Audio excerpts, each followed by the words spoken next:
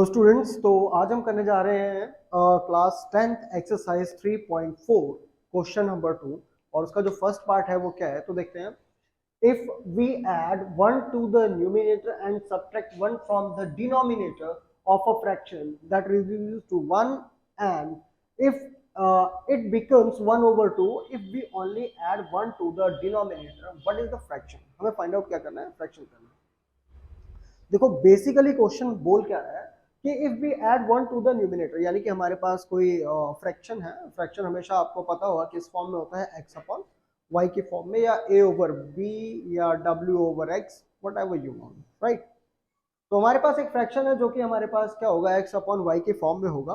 तो उसमें जो हमारा अपर सेक्शन होता है उसको हम बोलते हैं न्यूमिनेटर, और जो लोअर सेक्शन होता है that is known as denominator, जिसको हिंदी में अंश और हर भी बोला जाता है, राइट। तो if we add 1 to the numerator and subtract 1 from the denominator, अगर हम न्यूमिनेटर में 1 ऐड करते हैं और सब्ट्रैक्ट करते हैं डिनोमिनेटर में से 1, तो हमारे पास जो फ्रैक्शन निकल के आता है सामने वो क्या हो जाता है, दैट इज 1। और वो हमारे पास क्या बन जाता है, 1/2 बन जाता है। क्या फ्रैक्शन 1/2 बन जाता है after solving if we only add 1 to the denominator. अगर हम डिनोमिनेटर में सिर्फ 1 ऐड कर देते हैं, इसका मतलब आपको न्यूमिनेटर में कुछ भी करने की जरूरत नहीं है। तो क्वेश्चन को सॉल्व करते हैं। सबसे पहले लेते हैं लेट द फ्रैक्शन।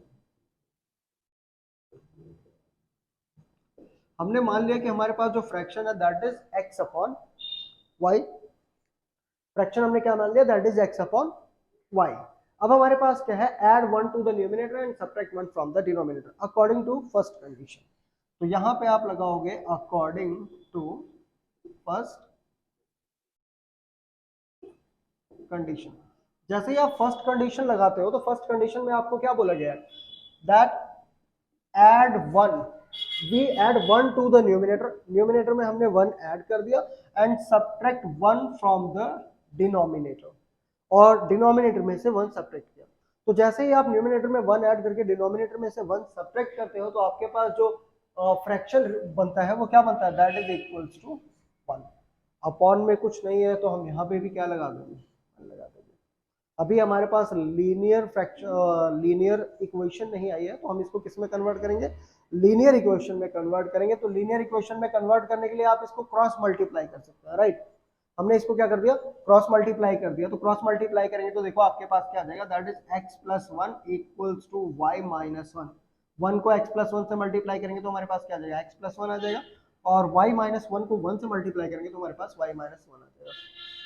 कोई प्रॉब्लम होनी भी नहीं चाहिए, ठीक है। तो यहाँ पे हमारे पास देखो, अब हम y को इस साइड लेके आएंगे तो x, ये हमारे पास y पॉजिटिव का है, लेफ्ट हैंड साइड जाएगा तो ये क्या हो जाएगा, नेगेटिव हो जाएगा। तो हमारे पास x minus y equals to -1, और ये पॉजिटिव का 1 है। जब ये राइट हैंड साइड आएगा तो ये हमारे पास क्या हो जाएगा, नेगेटिव का 1 हो जाएगा। तो हमारे पास क्या हो गया, x minus y that is equals to minus minus क्या होगा, प्लस होगा, बट जो साइन रहेगा वो हमारे पास किस चीज का आएगा, माइनस का आएगा। तो हमारे पास जो फर्स्ट इक्वेशन आ गई वो ये आ गई, that is x minus y equals to -2. Now according to second condition, according to second condition, अब सेकंड कंडीशन में देखो हमारे पास क्या बोल रहा है कि द फ्रैक्शन इट बिकम्स 1/2। मतलब क्या है कि ये फ्रैक्शन 1/2 हो जाता है।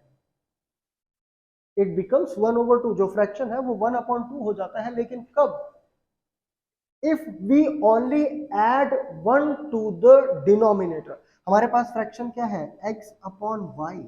अब इसने कहा कि if we only add 1 to the denominator, कि हम डिनोमिनेटर में क्या कर देते हैं, 1 को ऐड कर देते हैं। न्यूमिनेटर के बारे में कुछ भी नहीं कहा गया, इट मींस हम न्यूमिनेटर को एज इट इज रहने देंगे, राइट। अगेन इसको लीनियर इक्वेशन में कन्वर्ट करने के लिए हम क्या करेंगे, क्रॉस मल्टीप्लाई कर देंगे। तो क्रॉस मल्टीप्लाई करेंगे तो देखो ये आपके पास हो जाएगा 2x equals to y plus 1, right. अब y हमारे पास पॉजिटिव का है, लेफ्ट हैंड साइड जाएगा तो क्या हो जाएगा, नेगेटिव का हो जाएगा। तो ये हो जाएगा 2x minus y equals to 1। ये आपके पास इक्वेशन आ गई सेकेंड, राइट। अब हम यहाँ पे सिंपली क्या करेंगे, एलिमिनेशन मेथड का यूज करेंगे और आपका क्वेश्चन यहीं पे हो जाता है खत्म, ठीक। सिंपली एलिमिनेशन मेथड का यूज करो। चलो आगे देख लेते हैं। बाय यूजिंग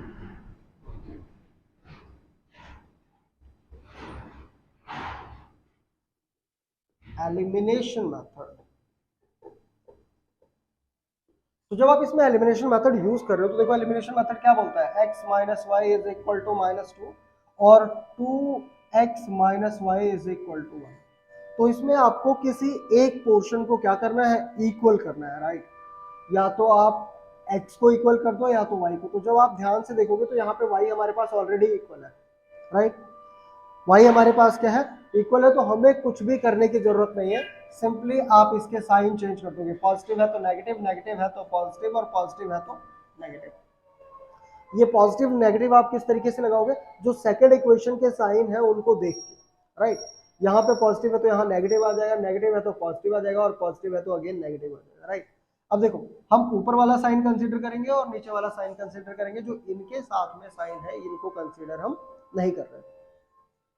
तो ये हमारे पास पॉजिटिव का x है, ये माइनस का 2x है, तो x minus 2x that is equals to minus of x, right. ये माइनस का y है, ये प्लस का y है, ये आपस में क्या हो जाएगा, कैंसिल हो जाएगा। तो हमारे पास क्या आ जाएगा, दैट इज -2 और -1 -3। So minus will cancel out the minus, right. So x equals to हमारे पास कितना आ गया, 3। x हमारे पास क्या आ गया, 3। अब आपको सिंपल क्या करना है, x की वैल्यू इक्वेशन फर्स्ट या सेकंड में आप पुट कर दो, जिसमें आप कंफर्टेबल हो। देखो फर्स्ट इक्वेशन बहुत इजी है तो फर्स्ट में पुट कर देते हैं। Put the value of x, put the value of x in equation first. तो फर्स्ट इक्वेशन देखो आपके पास क्या है, that is x minus y is equal to -2। अब x की वैल्यू आपने ये पुट करनी है, दैट इज 3। तो 3 minus y is equal to -2। अब ये 3 हमारे पास पॉजिटिव का है, इस साइड आके क्या हो जाएगा, नेगेटिव का होगा। Very good. So minus y is equal to -2 और -3। So minus y equals to -5। -2 और -3, माइनस माइनस क्या होगा, प्लस हो जाएगा। साइन किस चीज करेगा, माइनस करेगा। So minus y equals to -5। अब ये माइनस माइनस को क्या कर देगा, कैंसिल आउट कर देगा और y इज इक्वल टू हमारे पास क्या आ जाएगा, 5 आ जाएगा। लास्ट में क्वेश्चन क्या पूछा है, what is the fraction. So the fraction is,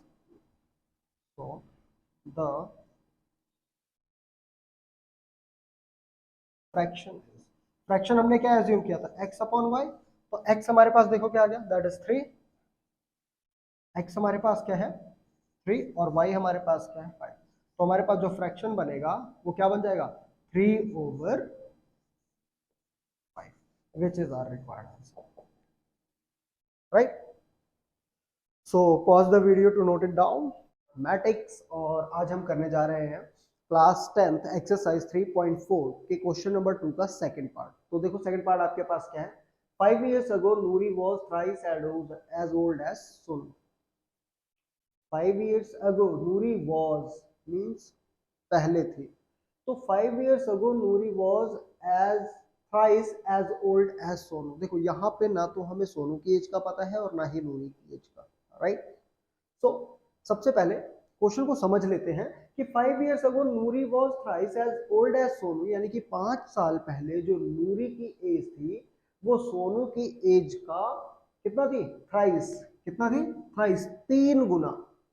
5 साल पहले नूरी की एज, जो नूरी की उम्र थी वो सोनू की एज का 3 गुना थी, ओके।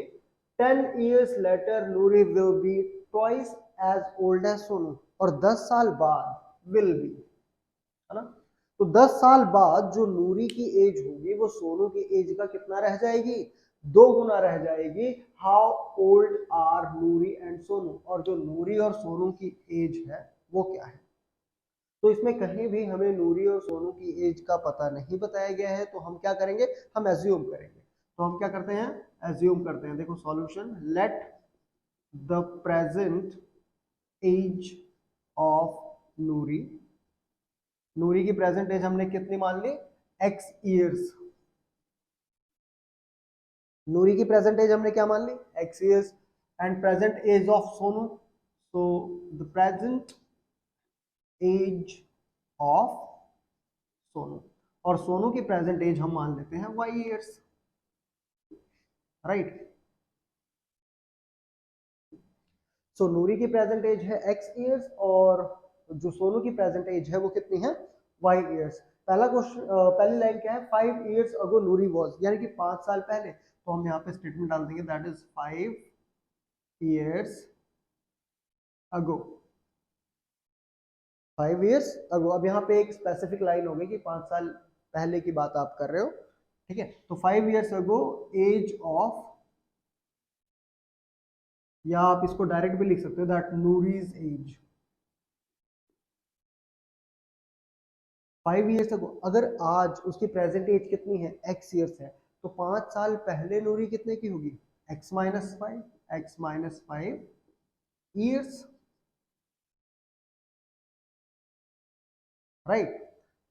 एंड अगर नूरी की एज 5 साल पहले x माइनस 5 थी, तो सोनू की एज क्या होगी, that Sonu's age, that is also y minus 5, y minus 5 years, right. अब क्वेश्चन में क्या था कि 5 years ago Noori was thrice as old as Sonu. तो अकॉर्डिंग टू क्वेश्चन, जब इसमें फर्स्ट स्टेटमेंट बनेगी, जो आपके पास फर्स्ट इक्वेशन आएगी वो कैसे आएगी, according to question, according to first condition, क्योंकि इसमें हमारे पास कंडीशन कितनी है, कंडीशन हमारे पास दो है, एक ये और एक ये है, ट्वाइस, है ना। तो इसमें हम क्या कर देंगे, अकॉर्डिंग टू फर्स्ट कंडीशन। तो जो इसकी फर्स्ट कंडीशन कहती है वो क्या कहती है कि 5 years ago Noori was thrice as old as Sonu. तो सबसे पहले हम किसकी एज लिख लेंगे, नूरी की एज, जो कि है x माइनस 5, और इक्वल्स टू किसकी एज, सोनू की एज, जो कि है y माइनस 5। अब ये बता रहा है कि 5 साल पहले जो नूरी की एज थी, जो नूरी की एज थी वो सोनू की एज का कितना थी, 3 गुना। तो ये रही नूरी की एज x माइनस 5, और ये है सोनू की एज y माइनस 5। नूरी की एज सोनू की एज का कितना गुना थी, 3 गुना। तो अब इन दोनों की एज क्या आ जाएगी, बराबर आ जाएगी। देखो क्वेश्चन को ढंग से समझो, जब तक समझोगे नहीं तब तक ये क्लियर नहीं आएगा। जो नूरी की एज है वो सोनू की एज का 3 गुना है, right.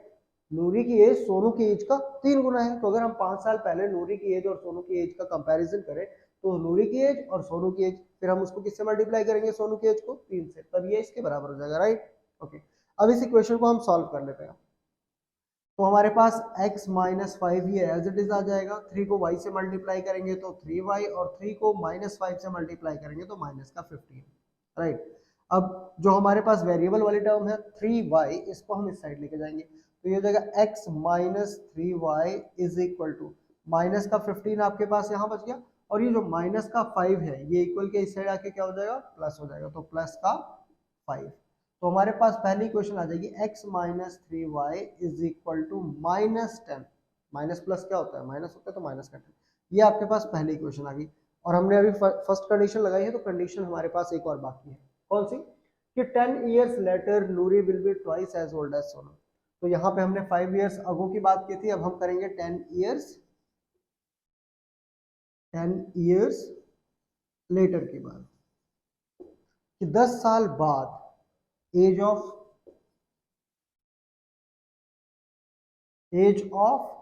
Noori, age of Noori कर सकते हो या आप नूरीज एज भी कर सकते हो, ठीक है। इसका मतलब हो जाता है नूरी की एज, राइट। नूरीज एज मतलब नूरी की या का, ठीक है। तो age of Noori after 10 years, तो ये प्रेजेंट एज क्या थी, x, तो 10 years के बाद क्या हो जाएगी, x plus 10 years। And age of Sonu, age of Sonu, ये कब की बात है, आफ्टर 10 years, 10 years के बाद, 10 years later, राइट। तो ये हो जाएगी y plus 10 years, y plus 10 years, right. तो अब देखो ये इसमें जो सेकंड कंडीशन है, तो अकॉर्डिंग टू सेकंड कंडीशन, जो सेकंड कंडीशन कहती है वो सेकंड कंडीशन क्या कह रही है कि 10 years later Noori will be twice as old as Sonu. यानी कि सोनू की एज का कितना हो जाएगी, 2 गुना रह जाएगी। तो नूरी की एज यहाँ पे हमारे पास क्या है, x प्लस 10, और सोनू की एज क्या है, y plus 10, right, y plus 10। तो जो नूरी की एज है वो सोनू की एज का कितना रह जाएगी, 2 गुना रह जाएगी 10 साल बाद। तो इसको 2 गुना कर दो। अब इसको यहाँ सॉल्व कर लेते हैं। तो ये हमारे पास आ जाएगा x plus 10 is equal to 2 को y से मल्टीप्लाई करेंगे तो कितना आ जाएगा, 2y प्लस 2 को 10 से मल्टीप्लाई करेंगे तो आ जाएगा 20। ठीक है, अब यहाँ पे x 2y प्लस का है, इस साइड जाके हो जाएगा माइनस का 2y, और इज इक्वल टू 20 है, प्लस का 10 है तो इधर आके हो जाएगा माइनस का 10। ठीक, तो हमारे पास क्या आ जाएगा, x minus 2y is equal to 20 minus 10 करेंगे तो हमारे पास आ जाएगा 10। ये हमारे पास आ गई सेकंड इक्वेशन। ठीक है, अब दोनों में हम क्या अप्लाई कर देंगे, एलिमिनेशन मेथड अप्लाई करेंगे। क्या अप्लाई करेंगे, एलिमिनेशन मेथड। ठीक है, तो हमारे पास एलिमिनेशन मेथड बाय यूजिंग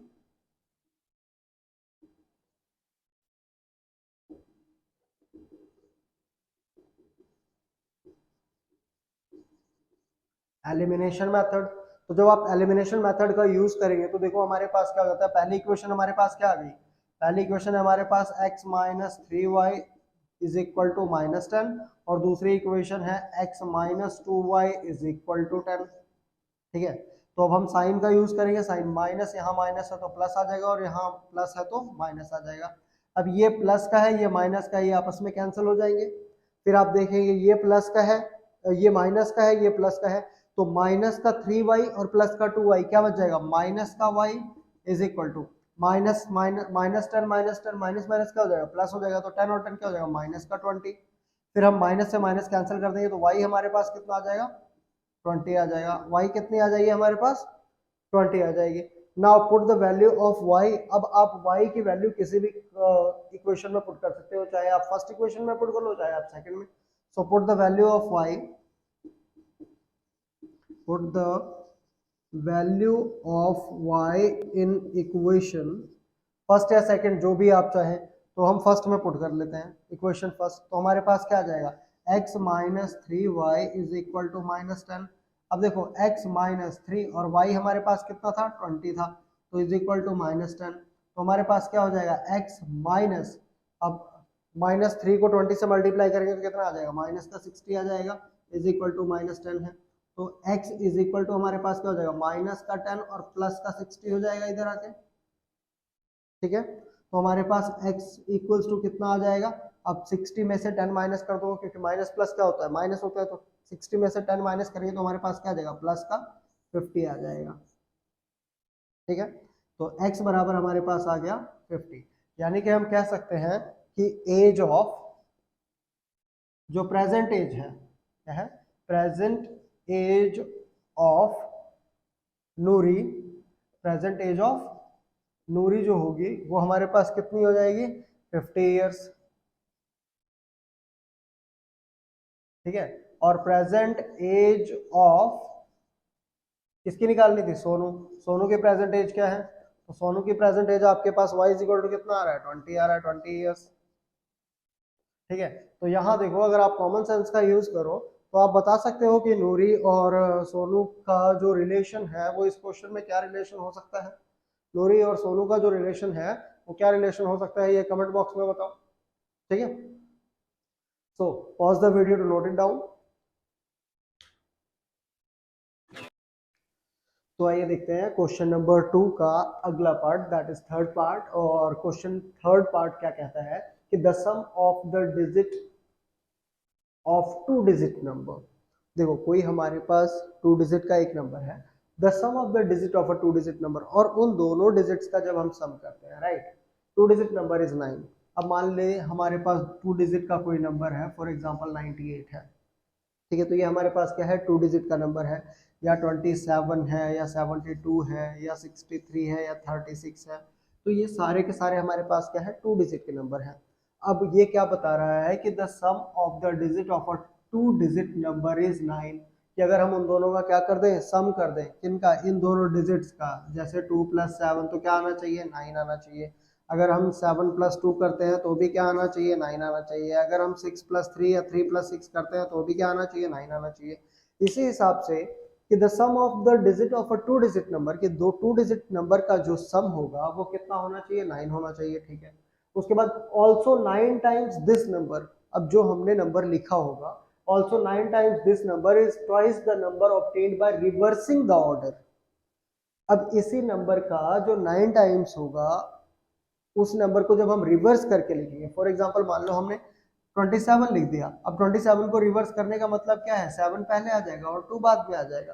तो इनका कहने का मतलब है कि जब आप उसको रिवर्स करके लिखोगे तो 9 टाइम्स जो पहले वाला नंबर है, जब आप रिवर्स करके लिखोगे तो वो 9 टाइम्स नंबर 2 टाइम्स रह जाएगा जो रिवर्स करके आएगा, राइट। जो करने पे थोड़ा बहुत आपको समझ में आ जाएगा, कोई डाउट नहीं रहेगा। फाइंड द नंबर्स, हमें वो दोनों नंबर्स क्या करने हैं, फाइंड आउट करने हैं। तो सबसे पहले हम मान लेते हैं कि लेट द यूनिट डिजिट, यानी कि जो हमारे पास वंस के प्लेस पे डिजिट है, तो सॉल्यूशन देखो है, यहाँ से स्टार्ट करते हैं कि let the unit digit is equal to x, यानी कि यूनिट डिजिट के प्लेस पे जो नंबर है हमारे पास क्या है, वो x है। द टेंस डिजिट, अब टेंस डिजिट जो आएगा हमारे पास वो हमारे पास क्या आ जाएगा, y आ जाएगा। टेंस डिजिट हमारे पास क्या आ गया, y आ गया।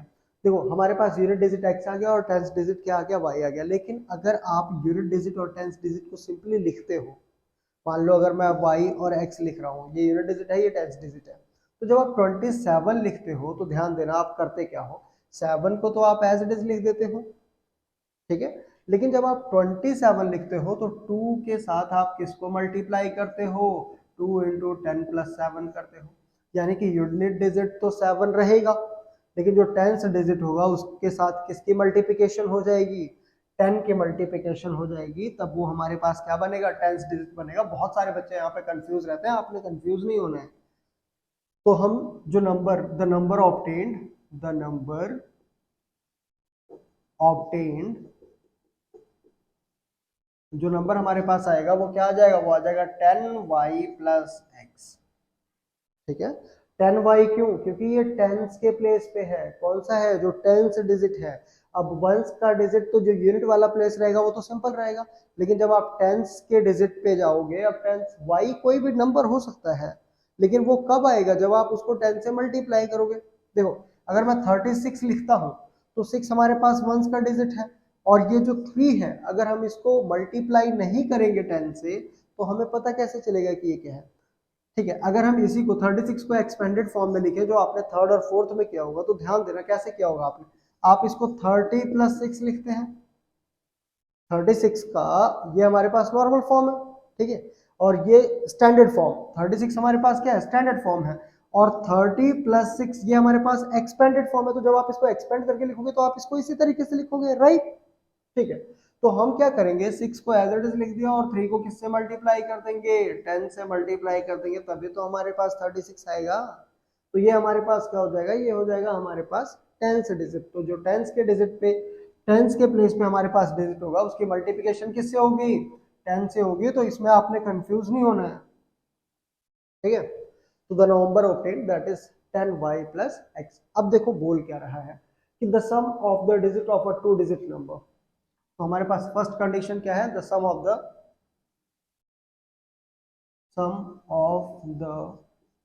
To digit number 9। तो हमारे पास जो फर्स्ट इक्वेशन आएगी according to first condition,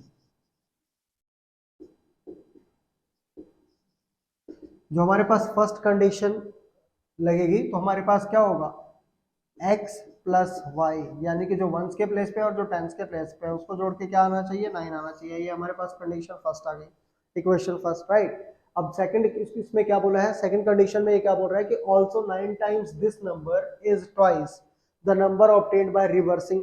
now reverse of this number, after reversing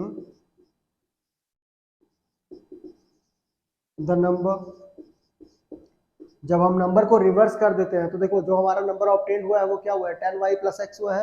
लेकिन अब नंबर को आपने रिवर्स करना है, तो नंबर क्या है, x और y सिर्फ नंबर है, तो नंबर को जब रिवर्स कर देंगे तो ये क्या हो जाएगा, ये हो जाएगा 10 एक्स प्लस वाई हो जाएगा। ठीक है, ये आफ्टर रिवर्सिंग द नंबर है। अब according to second condition,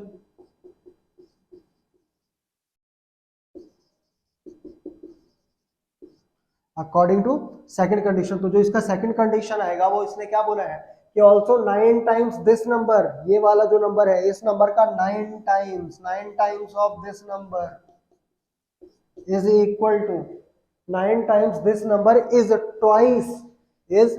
twice the number obtained by reversing the order।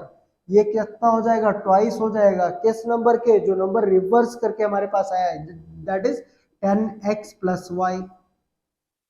ठीक है, अब इसको सॉल्व करो तो हमारे पास इक्वेशन कौन सी निकलेगी, सेकंड इक्वेशन निकलेगी। तो देखो सॉल्व करते हैं, 9 इंटू 10 हमारे पास हो जाएगा 90y plus 9x is equal to, ये हो जाएगा 20x प्लस 2y।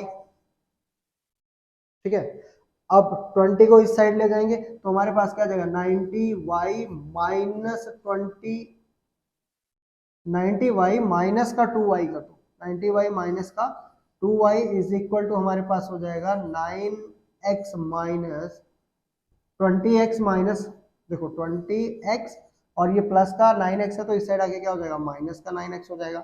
तो देखो 90 में से 2 को माइनस कर देंगे तो कितना हो जाएगा 88y इज इक्वल टू 20 में से 9 को माइनस करो तो कितना आ जाएगा 11x आ जाएगा। ठीक है, तो हमारे पास क्या आ जाएगा 11x आ जाएगा और y हमारे पास ये आ गया। तो हमारे पास देखो ये क्या हो जाएगा, ये हो जाएगा 88y minus 11x is equal to 0 हो जाएगा। ठीक है, अब हम क्या करेंगे, यहाँ से 11 कॉमन ले लेंगे तो हमारे पास क्या हो जाएगा 8y minus x is equal to 0 हो जाएगा। 8y minus x is equal to हमारे पास क्या हो जाएगा 0 हो जाएगा। अब देखो ये 11 हमारे पास मल्टीप्लाई हो रहा है, इधर आके क्या हो जाएगा डिवाइड हो जाएगा, तो बचेगा क्या 8y minus x is equal to 0। तो हम इसको क्या लिख सकते हैं minus x plus 8y is equal to 0 लिख सकते हैं। तो ये हमारे पास इक्वेशन कौन सी आ गई, ये इक्वेशन हमारे पास सेकंड आ गई। अब इक्वेशन फर्स्ट और सेकंड आप दोनों को क्या कर देंगे ऐड कर देंगे, इक्वेशन फर्स्ट और सेकंड दोनों को ऐड कर देंगे। तो हमारे पास फर्स्ट इक्वेशन है x plus y is equal to 9 और दूसरी इक्वेशन है minus of x plus 8y is equal to 9 is equal to 0 sorry. अब ये हमारे पास क्या हो जाएगा, देखो ये प्लस का है ये माइनस का है, कैंसिल हो जाएगा। 8y प्लस वाई कितना हो जाएगा 9y इज इक्वल टू क्या आ जाएगा 9 और y इज इक्वल टू क्या आ जाएगा 9 अपॉन 9, तो कट के y इज इक्वल टू कितना आ गया, y की वैल्यू कितनी आ गई 1 आ गई। अब y की वैल्यू पुट कर देंगे हम इक्वेशन फर्स्ट में, तो put the value of y, put the value of y in equation first. तो जब आप y की वैल्यू इक्वेशन फर्स्ट में पुट करते हैं तो देखो क्या हो जाएगा x plus 1 is equal to 9, तो x इज इक्वल टू क्या हो जाएगा 9 माइनस 1, तो x इज इक्वल टू कितना आ जाएगा 8 आ जाएगा। x इज इक्वल टू कितना आ गया 8 आ गया। तो अब हमारे पास जो दोनों डिजिट्स आए हैं x इज इक्वल टू 8 और y इज इक्वल टू 1। ठीक है, तो अब यूनिट प्लेस पे देख लेते हैं। तो यूनिट प्लेस हमारे पास क्या आएगा, इन्होंने फाइंड आउट करने को बोला है, फाइंड द नंबर, नंबर हमने फाइंड आउट कर लिया है। अगर आप क्रॉस चेक करना चाहते हैं तो इसको किस तरीके से क्रॉस चेक कर सकते हैं वो देखिए।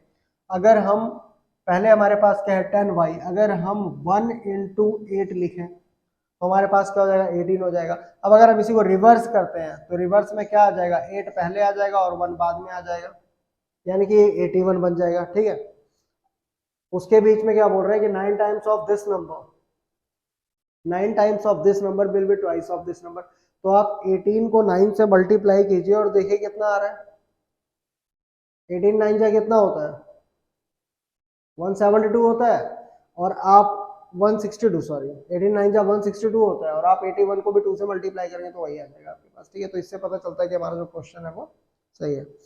सो pause the video to note it down और उसके बाद देखते हैं क्वेश्चन नंबर सेकंड का पार्ट 4 जो कि कह रहा है कि Meena went to the bank to withdraw ₹2000। Meena गई बैंक और कितने रुपए निकालने के लिए 2000 रुपए निकालने के लिए। She asked the cashier to give her ₹50 and ₹100 notes. और भी यार लड़कियों में अलग ही नखरे होते हैं, डोंट माइंड। तो शी आस्क्ड द कैशियर, उसने कैशियर को बोला उसको ₹50 के और ₹100 के नोट चाहिए, सिर्फ और सिर्फ 50 और ₹100 के, right. Okay, Meena got 25 notes in all. Meena को जो टोटल नोट्स मिले वो कितने मिले 25 नोट्स मिले। उसको सिर्फ और सिर्फ किसके नोट चाहिए थे, या तो ₹50 के नोट हो या फिर ₹100 के नोट हो, राइट। मीना को टोटल नोट्स कितने मिले 25 in all. Find how many notes of ₹50 and ₹100 she received. Right, हमें ये फाइंड आउट करना है कि कितने नोट उसे 50 रुपए के मिले हैं और कितने नोट उसे 100 रुपीज के मिले हैं। तो क्वेश्चन को स्टार्ट करते हैं। Let the number of ₹50 notes is x। उसको 50 रुपए के कितने नोट मिले x। The number of ₹100 notes that is y। Clear हो गया। 50 रुपए के उसको कितने नोट मिले x, 100 रुपए के उसको कितने नोट मिले y, टोटल नोट उसको कितने मिले हैं 25। तो अकॉर्डिंग टू क्वेश्चन अगर हम देखते हैं, अकॉर्डिंग टू क्वेश्चन, तो जो हमारे पास फर्स्ट इक्वेशन आती है वो क्या आती है, that is x plus y must be equals to 25। ये आपके पास इक्वेशन फर्स्ट आ गई। समझ में आया तो हाँ बोलो। गुड। तो x plus y is equal to हमारे पास कितना आ गया 25, यानी कि 50 रुपीज के नोट और 100 रुपीज के नोट अगर हम दोनों को ऐड करते हैं तो टोटल उसको नोट्स कितने मिले हैं 25 नोट्स मिले हैं। राइट, अब देखो इसी में सेकंड कंडीशन अगर हम लगा देते हैं तो सेकंड कंडीशन क्या है, तो 2000 रुपीज उसने निकाले, तो 50 रुपीज के उसने नोट निकाले x प्लस 100 रुपीज के उसने नोट निकाले y। अब 50 रुपीज के जितने नोट होंगे प्लस 100 रुपीज के जितने नोट होंगे वो उसका टोटल अमाउंट हो जाएगा। कितना निकाला उसने 2000 रुपए। हमें नहीं पता है कि कितने नोट निकाले हैं 50 रुपीज के, लेकिन 50 रुपीज के उसने जितने नोट निकाले होंगे प्लस 100 रुपीज के जितने नोट निकाले होंगे उसको टोटल मनी कितनी रिसीव हुई है 2000। 2000 ही निकालने गई थी वो। ठीक है, तो ये है आपके पास इक्वेशन फर्स्ट और ये आपके पास आ गई इक्वेशन सेकंड। तो बहुत ही सिंपल क्वेश्चन है। ठीक है, अब इसको आप क्या कर दोगे, ऐड कर दोगे। Adding equation first and second, तो हमारे पास क्या आ जाएगा, देखो ऐसे तो ये होने से रहा, तो हम क्या करेंगे, फर्स्ट इक्वेशन को मल्टीप्लाई कर देंगे किससे 50 से। फर्स्ट इक्वेशन को मल्टीप्लाई किससे कर देंगे 50 से। आप 50 से फर्स्ट इक्वेशन को मल्टीप्लाई करो, तो जब फर्स्ट इक्वेशन को 50 से मल्टीप्लाई करते हैं तो देखो ये क्या आ जाएगा, ये आ जाएगा 50x plus 50y is equal to 25 को 50 से करो तो 25 बचे कितना होता है बेटा 125 और 0 का 0 1250 आ गया। ठीक है, अब हमारे पास क्या है, देखो सेकंड इक्वेशन को एज इट इज लिख दो, that is 50x plus 100y is equal to 2000। ठीक है, एलिमिनेशन मेथड अप्लाई किया, यानी कि ऐड करेंगे, दोनों को सब्ट्रैक्ट करते हैं तो देखो हमारे पास क्या आ जाता है, ये प्लस का है ये माइनस का कैंसिल हो जाएगा डायरेक्ट, ये प्लस है ये माइनस है तो माइनस का 50y आ जाएगा। ध्यान से देखना, माइनस का कितना आ जाएगा 50y आ जाएगा, और ये आपके पास क्या है -2000 और प्लस का है 1250। तो जब हम माइनस करेंगे तो हमें माइनस का 750 मिलेगा। हाँ बोलो।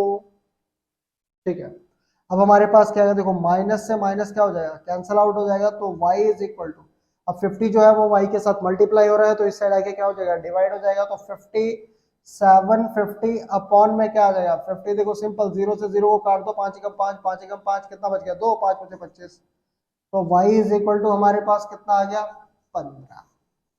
y हमारे पास क्या आ गया 15। Now put the value of y in equation, first में डाल दो, बहुत इजी है। Put the value of y, value of y in equation first। y की वैल्यू कितनी आई 15, तो हमारे पास x plus 15 is equal to 25 है, तो x इज इक्वल टू कितना हो जाएगा 25 माइनस 15 कर दें तो x इज इक्वल टू कितना आ गया 10 आ गया, यानी कि ₹100 नोट्स।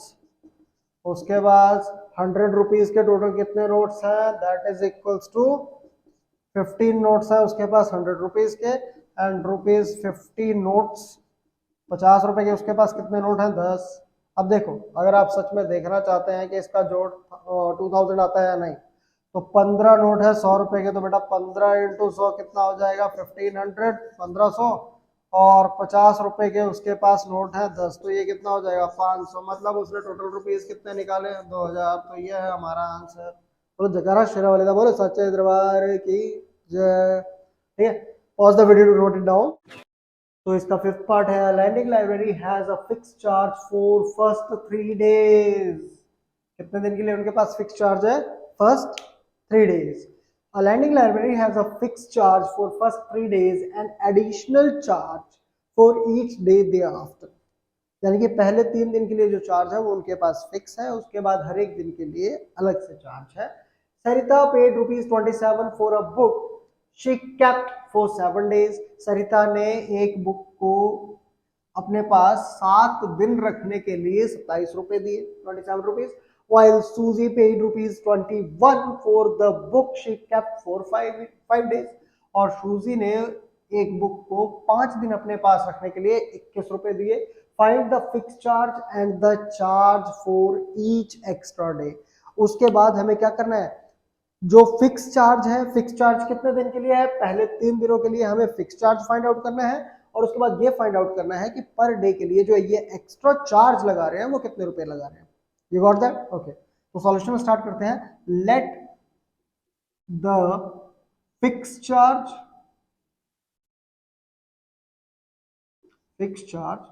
फॉर फर्स्ट 3 days, जो पहले 3 दिन का फिक्स चार्ज है उसको मान लेते हैं x। नॉट ओनली x, गलत हो जाएगा, ₹x। ठीक है, यानी कि जो पहले 3 दिन के लिए जो फिक्स चार्ज है वो हमारे पास क्या है, ₹x। और उसके बाद जो आपके पास पर डे चार्ज है,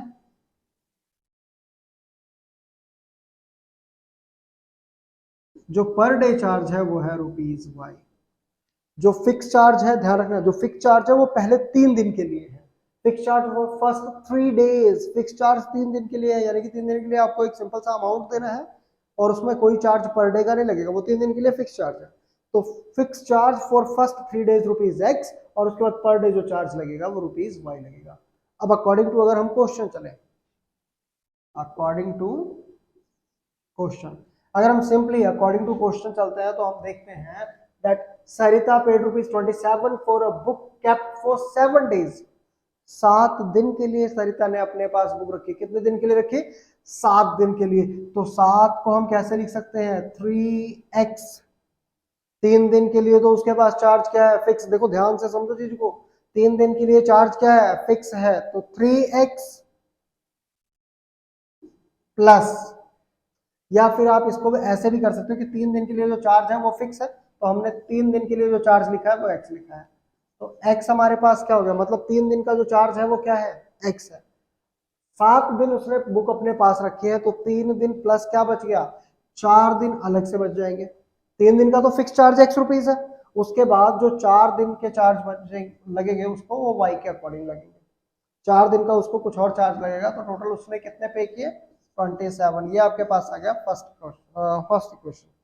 ठीक है, सेकंड इक्वेशन में जो सूजी है उसने कितने रुपए पे किए हैं, 21 रुपीज पे किए हैं। एक बुक को अपने पास कितने दिन के रखने के लिए, 5 days रखने के लिए। तो 5 days अगर उसने अपने पास बुक को रखा है तो मतलब 3 दिन का उसके पास भी फिक्स चार्ज है, उसके बाद बचे 2 दिन, तो 2 दिन का उसको पर डे के हिसाब से चार्ज लगा, right.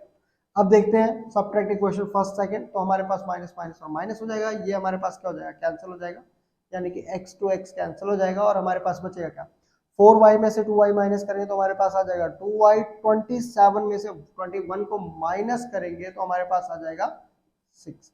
So y is equal to हमारे पास आ गया 6/2, और अगर हम इसको कैंसिल करते हैं तो हमारे पास आता है 3, 6/2 विच इज इक्वल टू 3, तो y इज इक्वल टू हमारे पास आ गया 3।